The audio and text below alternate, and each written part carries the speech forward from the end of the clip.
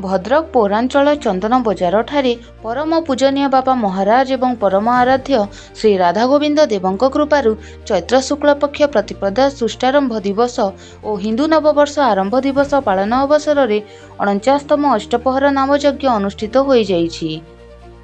उक्त पवित्र धर्म कार्य और नाम संकीर्तन रे पूर्वतन मंत्री श्री प्रफुल्ल सामल योगदान करी हरिनाम रसामृत पान करने सह जगत कल्याण निमंते प्रभुंक पाखरे प्रार्थना करिसेंती। उक्त कार्यक्रम रे उपस्थित थिले विशिष्ट युव व्यवसायी श्री देवेंद्र गोपाल शर्मा, श्री हेमेंद्र शर्मा, श्री सुरेश शर्मा, वरिष्ठ नेता श्री विद्याधर साहू, विजु युव जनता दलर पूर्वतन राज्य संपादक श्री विकास श्रेष्ठा, युव सांबादिक श्री पुनील सामंत, युव समाजसेवी श्री विभु प्रसाद राउत, श्री राजेश गोस्वामी, श्री मनोरंजन नायक और अन्य मान्यगण अतिथि वृंद।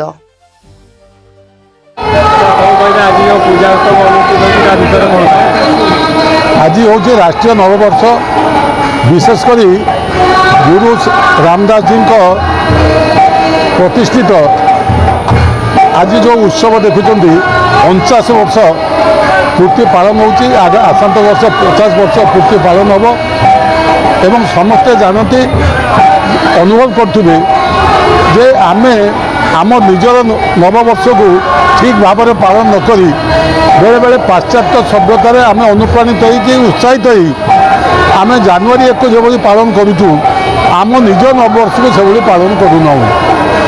तेणु आम धन्यवाद जनइबा जे जे आज परिचालना कर आज 49 वर्ष हो गला जहाँ परामर्श आम नववर्ष, आम राज्य, आम देश, आम संस्कृति, आम परंपरा आपको आम बजाई रखिले आमे आमर जो रही अस्मिता ताकू आम बढ़ई पारिबा। मोर विश्वास अच्छी चंदन बजार सबुबले ओडिया भाषा, साहित्य, संस्कृति एवं तत्सहित परंपरा को बजाई रखी एवं आज आम समस्त खुशी जे समस्त एकाठी करिबार मध्य जो प्रयास जारी रखिछन्ति से सफलता पाइछन्ति। एथिके आपण देखुथिबे सबु वर्गर, सबु जातिर, सबु धर्मर लोक आज एकाठी होइछन्ति एवं आज दिनटी होछि आम समस्त पाई पवित्र दिन एवं स्मरणीय दिन एवं यही दिवस को आम भूलिबा नहीं। ये दिवस को सबु दिन जो मन रुहे से भाव में कार्य करने उचित।